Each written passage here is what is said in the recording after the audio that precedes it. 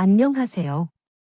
저는 항상 즐겁게 살려고 노력하는 평범한 50대 남성입니다. 평범한 삶을 사는 것 같지만 돌아보면 그렇게 평범하지 않았습니다.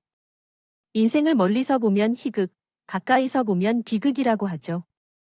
낙엽한 삶이었지만 후회는 없는 삶이었습니다. 나이가 들면 어쩔 수 없이 지난 일을 회상하게 되죠. 결혼도 늦고 아이도 늦게 낳지 않는 사람들이 많아지고 있지만 예전에는 20대 후반에 결혼하고 각자의 삶을 살다 결국 가장이 되는 경우가 많았습니다. 제 경우에는 그중 아주 일찍 가장이 되었습니다. 그것도 갑작스럽게요. 그때 제 나이는 22세이고 만났던 여자친구는 21세였습니다.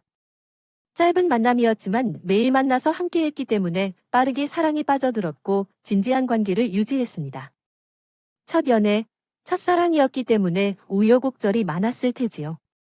매일 만나다 보니 서로 안 맞는 점도 보이고 말다툼도 자주 했지만 계속해서 연애를 이어나갔습니다. 그렇게 하다가 여자친구가 헤어질 의사를 통보해서 헤어지게 되었습니다. 그 무렵에는 하늘이 무너지는 줄 알았어요. 한술 안 맞는 주류를 마시고도 마음을 잊으려 노력했지만 잘 안 되더라고요. 며칠 후에 그 여자가 찾아와 이런 말을 했다고 해요. 몸이 조금 이상해. 왜 이렇게 평소랑 다르지? 불안해. 임신인 것 같아. 그 말을 듣고 나는 그녀를 데리고 산부인과로 달려갔고 결국 임신이 맞다는 소식을 들었어요. 그 순간의 감정은 뭐라고 표현해야 할지 당황스럽고 갑작스러웠고 얼떨떨했고 두려웠던 것 같아요. 나도 많이 어려웠고 군대에도 다녀오지 않은 사소한 다름이 없었거든요. 병원을 나온 후에 그녀에게 말했어요. 어떻게 할지 모르겠어. 그녀는 울기만 했고 나 또한 그녀의 어깨를 감싸며 생각에 잠기기 시작했어요. 그러다 일주일 정도가 지난 게 아닐까요? 각자에게 생각할 시간이 필요했어요. 그것도 아주 신중하게 말이죠. 미래가 달려있는 일이고 현재의 상황이 완전히 뒤바뀔 수도 있는 상황이었기 때문에 충분히 생각할 시간이 필요했어요. 그 무렵은 어려운 이유일까요? 앞으로도 그녀를 사랑하는 마음이 두려움보다 훨씬 더 크고 건강한 몸으로 모든 것을 할 수 있다는 자신감이 솟아올랐습니다. 그래서 결심했습니다. 그녀와 아이를 책임지기로 했고 서둘러 꽃다발과 반지를 사며 프로포즈를 준비했습니다. 굉장히 훌륭하진 않았지만 소박하게 그녀 앞에서 무릎을 꿇고 간청했습니다. 우리 결혼하자. 행복하게 해주도록 내가 노력할게. 비록 지금은 가진 것이 없고 배운 것도 없지만 우리 가족만큼은 충분히 책임질 수 있어. 나를 믿어봐. 우리가 잘할 수 있을까? 자신이 없어. 그냥 아이만 잘 지켜주면 돼. 나머지는 내가 알아서 할게. 우리 부모님들한테는 어떻게 말할지도 내가 할게. 나는 무서워하지만 마음의 평온이 우선이야. 이제 우리 함께니 무서울 필요도 없어. 이미 아이의 심장 소리를 들었던 나는 앞만 보고 가야 했습니다. 그 시절은 어떤 초능력을 가진 듯 없던 힘이 생겨 막노동도 어렵지 않았어요. 언젠가 할 결혼, 왜 그리 대수론적으로 생각했을까 싶었습니다. 최대의 난관이었던 그녀의 부모님도 나름대로 순조롭게 넘어갔습니다. 제 굳은 의지를 보고 이렇게 말씀하셨습니다. 이미 엎질러진 물이니 내부에서 천불이 난지라도 어쩔 수 없어.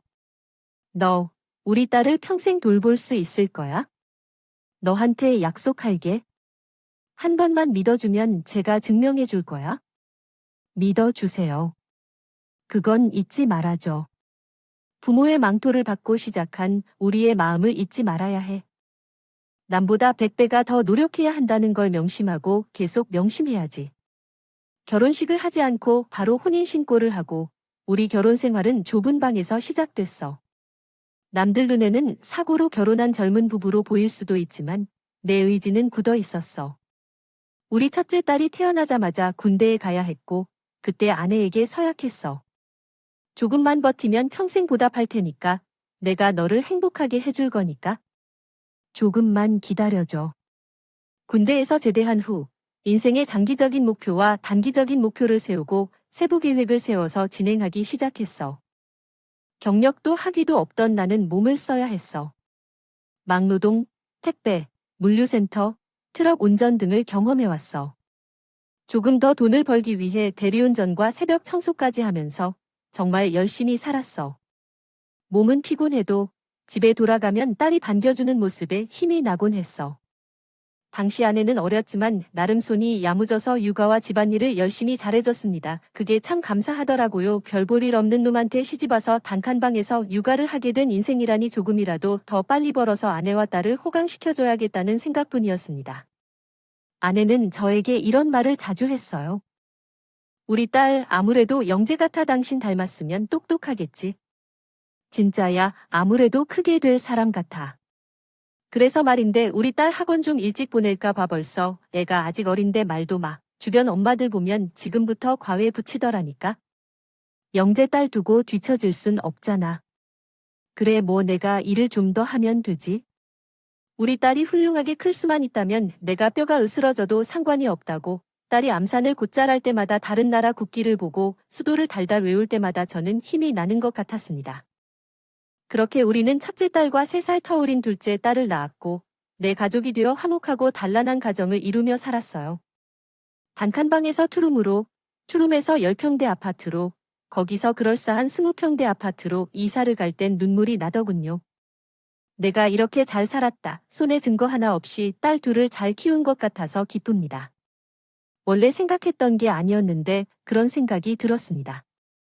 처음 딸이 자랄 때 나 스스로에게 상을 주고 싶어졌어요. 피부는 많이 늙었고 주름도 생기지만 행복했습니다.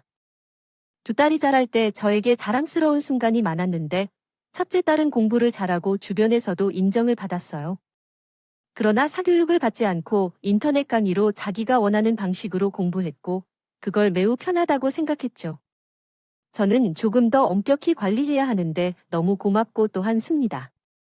그리고 둘째 딸은 밝고 명랑한 아이예요. 어린 시절부터 많은 친구를 만들었고 학창 시절에 자신의 꿈을 찾아 상담 분야를 원한다며 진로를 선택했죠. 그런데 어느 날 첫째 딸이 나에게 이렇게 말했어요. 아빠, 이제 쉬세요. 지금까지 돈을 벌어주느라 수고했어요. 이제 취미생활이나 하세요. 처음엔 나도 아이들 때문에 힘들었고 힘들게 돈을 벌었지만 그들이 이렇게 말해주니 마음이 따뜻해졌어요. 행복하고 보람찬 기분이었어요. 지금은 제가 아이에게 과외를 가르치며 돈을 벌고 의학대학에 합격했다는 증거를 그녀에게 건네주고 싶어요. 아직도 그때를 생각하면 마음이 벅찹니다. 내가 해냈구나. 우리 딸을 훌륭히 키워냈구나 생각해봐요. 첫째 딸이 의학대학에 합격한 그날, 아내와 저는 서로 손을 잡고 흐뭇한 저녁 식사를 즐겼습니다. 아내에게 고생했다고 말하며 손을 잡았고, 그녀도 나에게 이렇게 말했어요. 이제는 너도 고생 많았어. 젊은 나이에 배우고 싶은 걸 배울 수 없고, 우리를 위해 일만 하느라 수고했잖아. 정말이지. 내가 없었으면 나는 우리 딸을 키울 용기도 못 냈을 거야. 그럼 내가 좋은 신랑이지 않니? 믿음직스러우니 오랜만에 술을 마실까 했는데 그때는 아내가 충격적인 사실을 알려줄 줄 몰랐어요.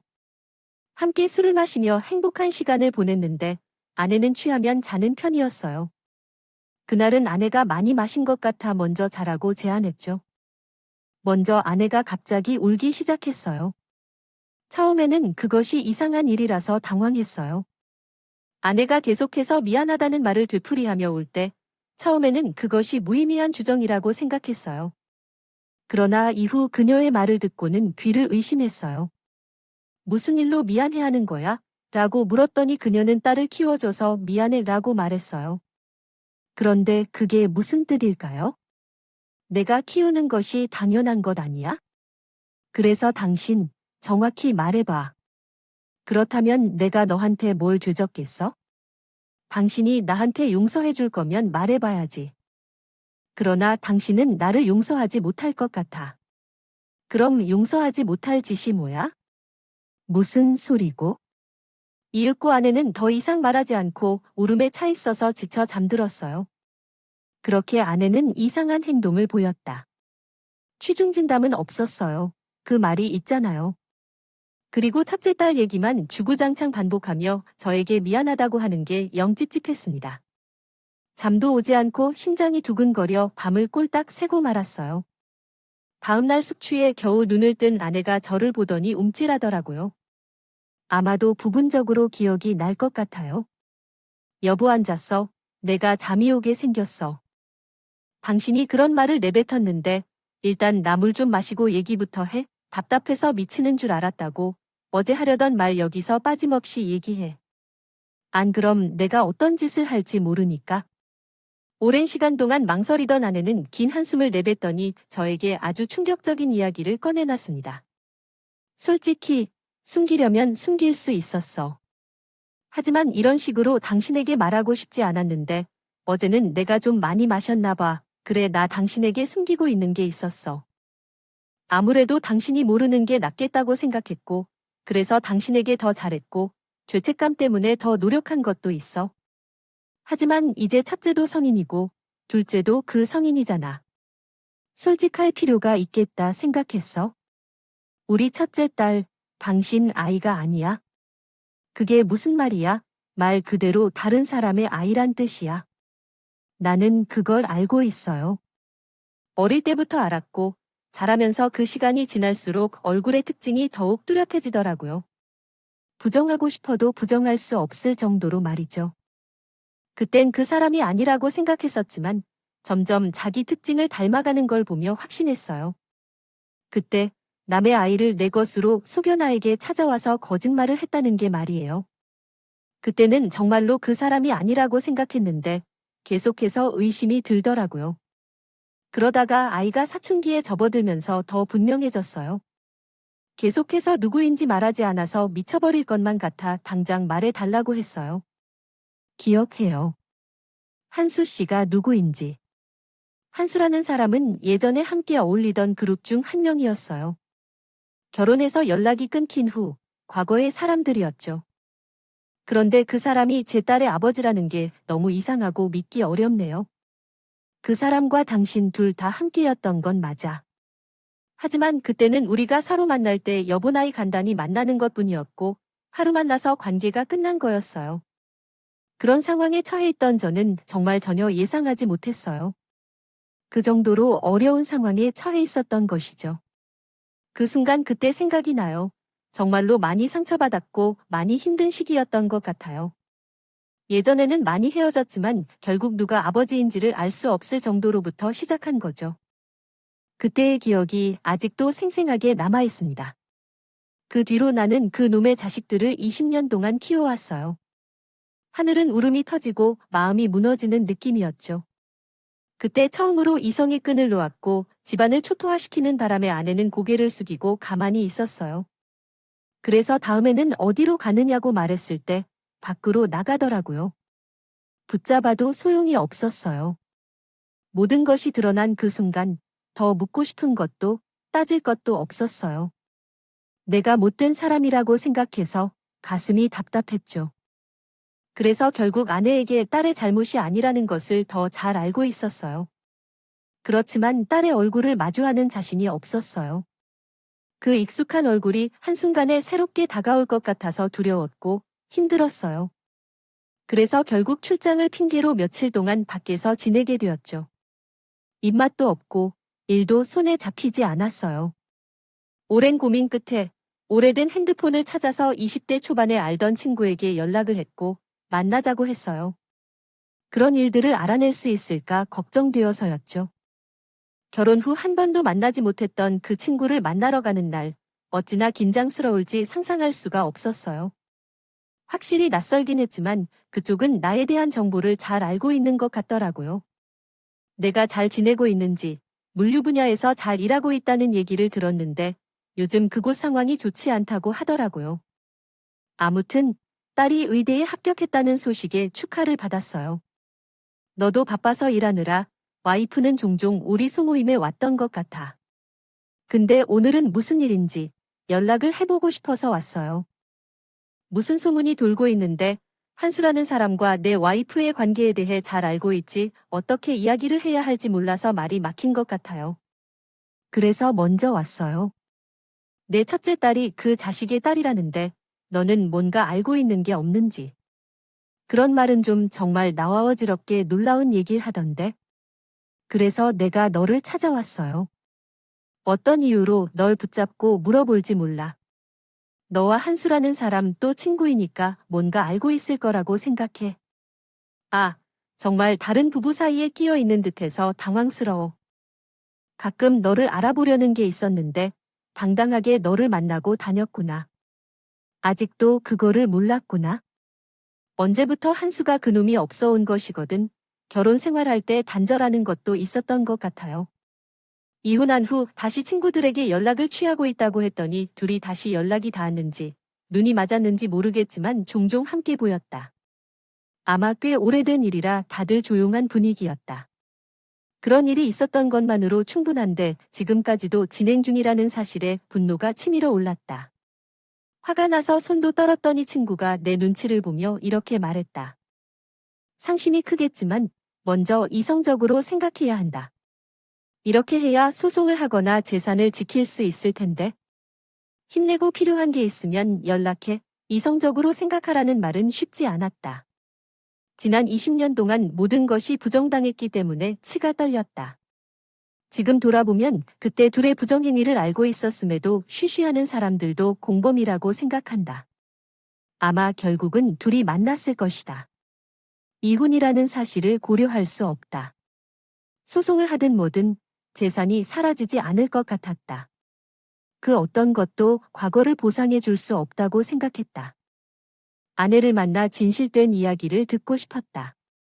솔직히 이야기를 해달라고 사정했다. 나한테 미안하다고? 미안하다. 그러니까? 널 사랑했어, 정말로. 그냥 이해해주는 동반자로 생각한 적은 없었어. 사랑에도 여러 가지 종류가 있잖아. 나는 너와 함께 부대에 있는 것도 사랑이었다고 생각해. 당신이 다른 사람을 만나고 있다는 말은 이미 들었어?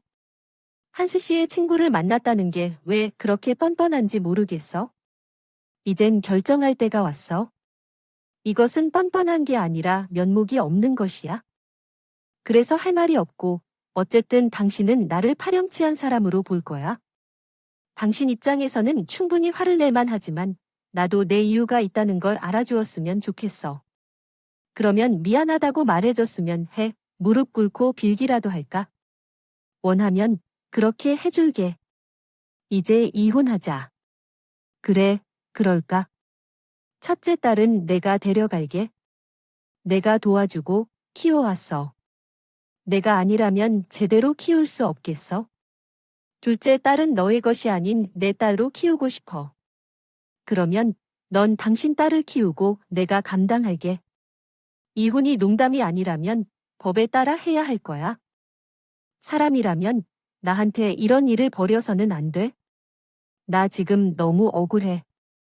내가 살아온 삶을 누가 보상해 줄 거야? 그러려니 그렇습니다. 처음으로 키운 딸을 뒤로하고 첫사랑하는 그 사람과 잘 지내면 되지 않습니까? 그렇다면 제 인생은 어떻게 될까요? 어떤 보상을 해줄 건가요? 결국 원하는 것은 보상이라 돈을 원한다면 먼저 얘기했어야 했죠. 그분이라 불리는 분이 엄청난 보상을 해준다고 하더라고요. 저도 양심이 있어요. 20년 넘게 함께 했는데 갑자기 끝내기 싫어서 천천히 하나씩 가지고 가려고 했어요. 단 한 번에 끝내려는 생각 없었죠. 그냥 천천히 정리하면서 마지막에 배신감을 생각 안 하려고 했어요. 당신과 천천히 이별할 수 있는 상황이라고 생각하니까요.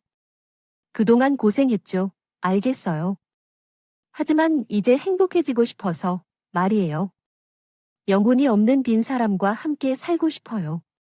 당신도 자신의 인생을 찾아봐야 해요. 내 인생은 당신과 딸 둘이었죠.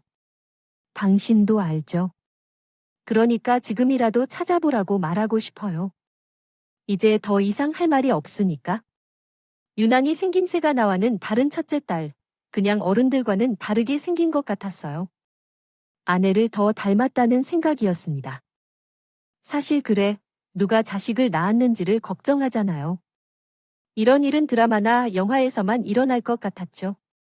눈치가 빨랐던 첫째 딸은 부부의 상황을 눈치챈 것 같더라고요. 아빠, 엄마랑 무슨 일 있어요? 라고 조심스럽게 물어봤어요. 아무것도 아니야. 그렇게 이야기를 계속해서 들어와요. 나는 아무것도 아닌 거란다. 아래에서 나에 대해 전혀 회프하고 뭘 생각했는지. 나는 통과하지 못한 데다가 감정이 복잡해해서 그때 아내의 취업 편지에 대한 사실을 용서하지 못했어요. 결국 행동을 부당했는데 이제는 또 다른 비춰야 하는 일이 있네요. 그래서 그 지난 사건을 후회하지 않았어요. 왜냐하면 그 당시에는 그러지 않았어야 하고 같은 실수를 반복하지 않을 거예요. 최후의 선택은 내 것으로 삼아야 하고 무엇보다 자신이 안전해야겠어요. 이런 등을 생각하며 다음의 삶을 더욱 꼼꼼하면서 살아가야겠으니 생각이에요. 완이 그 제욱 인생인 두 번째 딸이었습니다. 한순간에 엄마를 잃게 되었으니까요. 둘째 딸은 저에게는 고통스러운 말을 했습니다. 왜 엄마는 우리를 사랑하지 않는 걸까? 엄마가 우리 은서를 얼마나 아끼는지, 그리고 은서는 아빠의 전부인데요. 아빠는 은서를 평생 지켜줄 거라고요. 아빠, 저도 모두 알아요. 왠지 이상했어요. 언니와 차별을 느낄 때마다 생각했는데 그냥 마음이 그 방향으로 향한 거였어요. 공부도 언니가 더 잘하고 성숙하고 똑똑해서 그런 말을 해도 못 썼어요. 세상에 아프지 않은 손가락은 어디 있겠어요? 이제 내 삶에서 엄마란 존재를 지웠어요. 그래서 아빠, 걱정하지 마세요. 엄마와 그분 소송할 거예요. 너무 억울하니까. 그래서 반드시 이길 겁니다. 어린애가 얼마나 상처받았는지 알아요. 엄마를 지우고 살아가려면요. 저는 참아내지만 우리 아이는 살아가야 할 날이 더 많아요.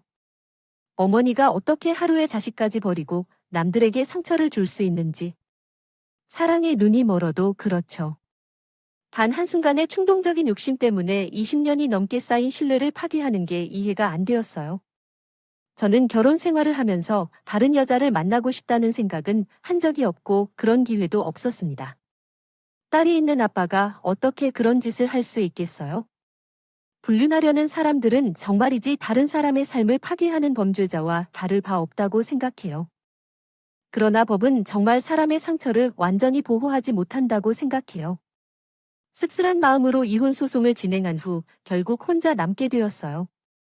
20대 초반부터 가족과 함께 힘들게 살아왔던 저에게 처음으로 시간적 여유가 생겼던 순간이었지만 마음은 텅 비어 있었어요.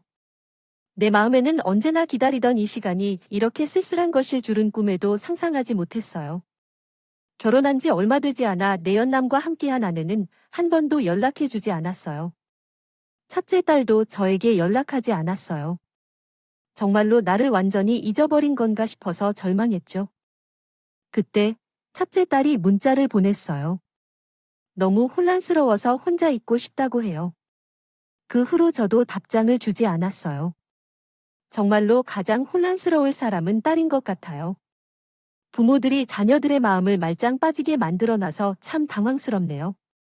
그럼에도 불구하고 이혼 소송을 위해 상간남과 아내에게 해야 할 일들이 남아 있었어요. 저의 삶이 허무하게 흘러가는 것 같았지만 결과적으로 저의 이혼은 새로운 국면을 맞이하게 된 건 다름 아닌 유전자 검사를 한 그 순간부터였습니다. 그때가 아마 제 인생의 역대급 반전이 펼쳐진 그 순간이 아닐까 싶은데요. 이혼 소송의 증거를 마련하기 위해서 집에 남아있는 첫째 딸의 칫솔과 제 칫솔을 가지고 유전자 검사를 맡겼습니다. 친자가 아님을 밝히는 서류가 있어야 이혼 소송에 유리하니까요. 그렇게 결과를 받아보는데 뭔가 이상한 겁니다. 딸과 저의 유전자가 99% 일치한다는 게 아니겠어요. 분명 전 부인은 첫째 딸이 제 친자가 아니라고 했는데 말입니다. 그때는 분명 증거도 있다고 들었는데 그러니까 전 부인은 증거 하나 없이 첫째 딸을 첫사랑의 친자라고 여기고 살았던 것이었어요. 그 결과를 받아보는데 잠시 혼란스럽더니 결국엔 헛웃음이 나오더라고요. 그리고 이상한 안도감이 들었습니다. 결국엔 그놈이 친부라고 우길 증거가 사라졌잖습니까? 우리 딸이 결혼할 때 내가 혼주석에 앉을 수 있고 영원히 친구로서의 끈이 끊어지지 않을 것이라는 걸 생각하니 절로 눈물이 나오더라고요. 젊은 시절에는 눈물 한 방울 없다가 그때 평생 흘릴 눈물을 다 쏟아낸 것 같습니다. 인생의 희로애락을 짧은 시간에 전부 느낀 순간이었어요. 때마침 첫째 딸이 저를 찾아봤습니다. 매우 수척해진 얼굴을 보니 맘고생을 꽤 한 것 같더라고요. 우리 딸은 어머니와 아버지 사이의 관계에 대해 혼란스러웠어요. 저의 삶이 허무하게 흘러가는 것 같았지만 결과적으로 저희 이혼은 새로운 국면을 맞이하게 된 건 다름 아닌 유전자 검사를 한 그 순간부터였습니다. 그때가 아마 제 인생의 역대급 반전이 펼쳐진 그 순간이 아닐까 싶은데요. 이혼 소송의 증거를 마련하기 위해서 집에 남아있는 첫째 딸의 칫솔과 제 칫솔을 가지고 유전자 검사를 맡겼습니다. 친자가 아님을 밝히는 서류가 있어야 이혼 소송에 유리하니까요. 그렇게 결과를 받아보는데 뭔가 이상한 겁니다. 딸과 저희 유전자가 99.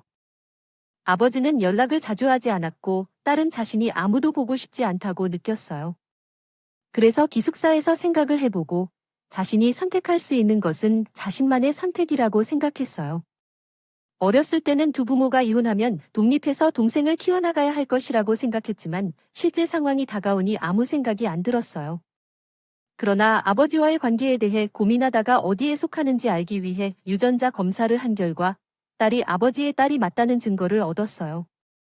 이에 딸은 아버지와의 관계를 재고하고 싶어 했고 유전자 검사 결과를 다시 한번 확인해보고 싶어 했어요. 나는 장난하지 않아. 내가 조작했을 리가 없어. 넌 신이거나 뭐라거나 할 필요 없어. 유전자 검사를 조작하다니 말도 안 돼. 아무튼 뒤섞인 딸과 칫솔을 혼동한 거 아니야? 그럴 리 없어. 말도 안 되는 소리 하지 마. 어쨌든 내 앞에서 유전자 검사 다시 해. 결과는 변하지 않았어. 내 자식 맞아. 결과를 보고서 너무 놀라 보이는 너. 뒷짐을 씌운 듯한 표정 짓고 있잖아. 그럼 내 첫째는 진짜 내가 돈 내주고 키울 거라고 했잖아. 내 딸이니까 당연하지. 성인이니 스스로 선택하도록. 나랑 같이 살기로 했지. 엄마랑은 끊을래. 어떻게? 그렇게 냉정한 말 나오니까 웃겨?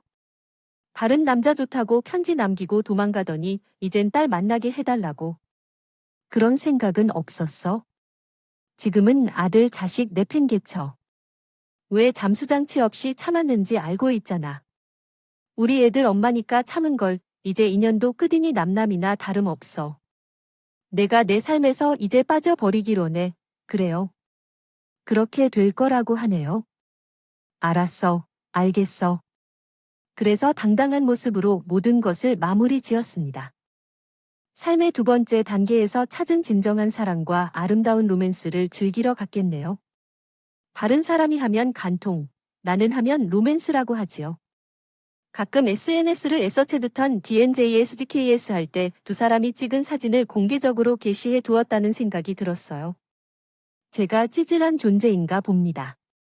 처음에는 물론 미련이 많이 남았어요.